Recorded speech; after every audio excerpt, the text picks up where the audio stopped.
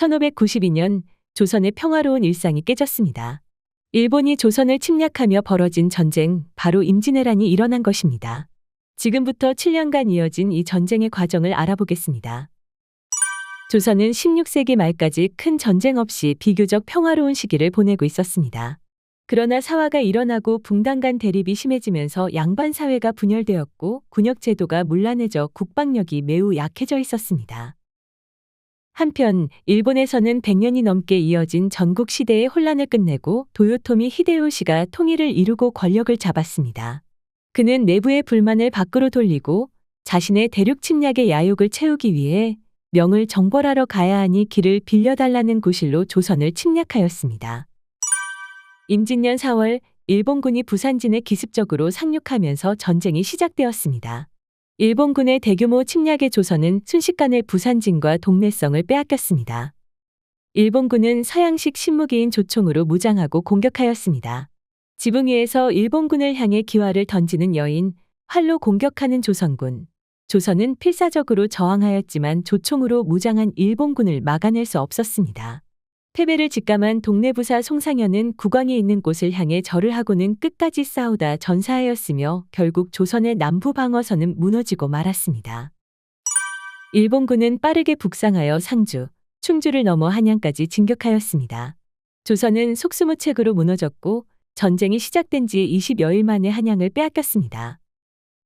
충주는 서울로 가는 길목에 있어 왜군의 진격을 막기 위한 중요한 방어선이었습니다. 신립장군은 탄금대에서 배수진을 치고 적군을 막아보려 했지만 일본군의 화력과 기동성에 무너져 참패하고 말았습니다. 일본군이 한양으로 다가오자 선조는 급히 광해군을 세자로 책봉하고 의주로 피란하여 명예지원군을 요청하였습니다. 일본군은 계속 북상하여 평양을 점령하고 함경도 지역까지 올라왔습니다. 하지만 이 전쟁에서 전세를 뒤집은 영웅이 있었습니다. 바로 이순신 장군입니다.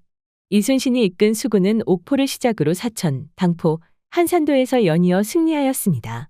이를 통해 조선은 서남해의 제해권을 장악하여 곡창지대인 충청도와 전라도 지방을 지키고 일본의 해상보급로를 차단할 수 있었습니다.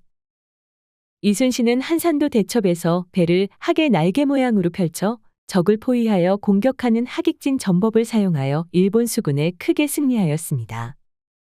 조선 수군이 승리하는 데는 우수한 성능의 배와 무기가 큰 역할을 하였습니다.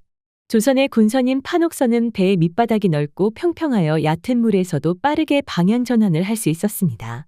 또한 선체가 두꺼워 화포를 쏠 때 생기는 충격을 잘 견뎠습니다. 반면 일본 군선은 크기가 작고 배의 밑바닥이 좁아 속도는 빠르지만 빠른 물살 속에서 방향 전환을 할 때 균형을 잡기가 어려웠고 선체가 얇아 화포 공격에 쉽게 부서졌습니다. 세계 최초의 철갑선인 거북선은 판옥선의 거북 모양의 철갑을 덮은 형태로 주로 맨 앞에서 적진을 돌파하는 역할을 했습니다. 그리고 조선 군선에 장착된 무기로 천자총통과 비격진철레가 있습니다. 천자총통은 외란 당시 조선군이 사용한 가장 큰 화포로 조총보다 더 파괴력이 강하였습니다. 비격진철레는 심지 길이에 따라 폭발하는 시간을 조절할 수 있는 일종의 시한폭탄으로 적진에 날아가 폭발하면서 안에 있던 쇠조각이 적에게 큰 피해를 주는 조선의 비밀병기였습니다. 이순신의 전술 그리고 우수한 배와 무기로 조선 수군은 바다를 지킬 수 있었습니다. 이순신 장군 외에도 전쟁에서 중요한 역할을 맡은 사람들이 있었습니다. 바로 의병들이었죠. 의병은 나라를 지키기 위해 자발적으로 일어난 민중들로 이루어진 군대로 전직관리나 유학자들은 백성들을 모아 의병을 일으켰습니다. 의병은 향토 지리의 밝은 이점을 이용하여 지형에 맞는 적절한 전술로 정규군이 미처 막지 못한 지역에서 일본군에게 큰 타격을 주었습니다. 곽재우는 처음으로 의병을 일으킨 인물로 붉은 옷을 입고 의병을 지휘하여 홍의 장군이라 불리며 여러 차례 일본군을 기습해 승리를 거두었습니다. 고경명은 60세의 나이에 두 아들과 함께 전라도에서 의병을 일으켜 활약했으며 끝까지 맞서 싸우다 전사하며 조선의 의병 정신을 보여주었습니다. 한편 승려들도 전쟁에서 중요한 역할을 했는데요. 휴정과 유정 등의 승려들도 승군을 조직하여 의병 활동을 이끌었습니다. 육지에서도 일본군을 막기 위한 치열한 전투가 진주대첩에서 벌어졌습니다. 김시민 장군이 이끄는 3천여 명의 조선군은 무려 3만 명의 왜군을 상대로 성을 지켜냈습니다. 의병들과 백성들까지 힘을 모아 함께 싸웠고 이 승리로 조선은 서쪽으로 향하는 왜군을 저지할 수 있었습니다. 수군과 의병이 활약하는 가운데 명의 지원군이 도착하였습니다. 명은 일본군이 대륙까지 침략할 것을 우려해서 조선의 지원군을 파견한 것이었습니다. 조선과 명의 연합군이 평양성을 탈환하고 권율이 행주산성에서 큰 승리를 거두면서 일본군을 경상도 해안으로 밀어냈습니다. 평양성을 탈환하는 모습을 그린 그림에는 대포를 이용하여 공격하는 명군, 명군의 후방을 지원하는 조선군, 조총으로 대항하는 일본군의 모습이 보입니다. 전쟁은 조선, 명, 일본, 동아시아 삼국전쟁으로 확대된 것입니다. 행주대첩은 권율의 지휘하에 행주산성에서 일본군을 상대로 큰 승리를 거둔 전투입니다.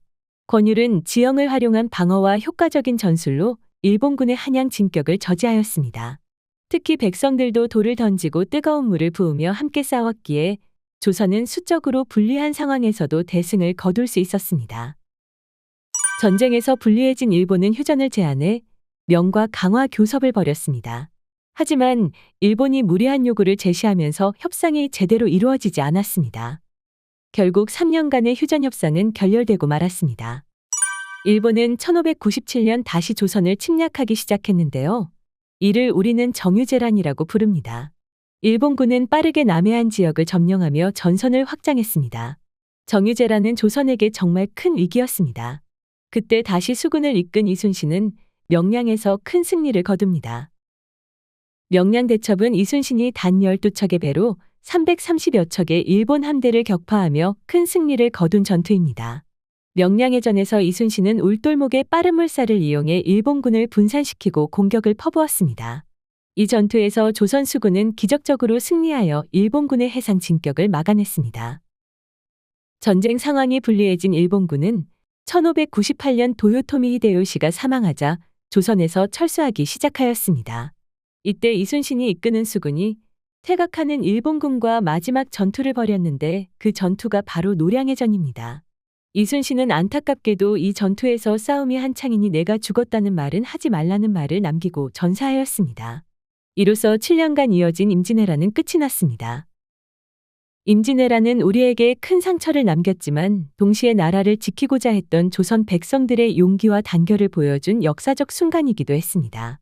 그럼 다음 영상에서는 전쟁의 영향과 동아시아 정세 변화에 대해 살펴보겠습니다.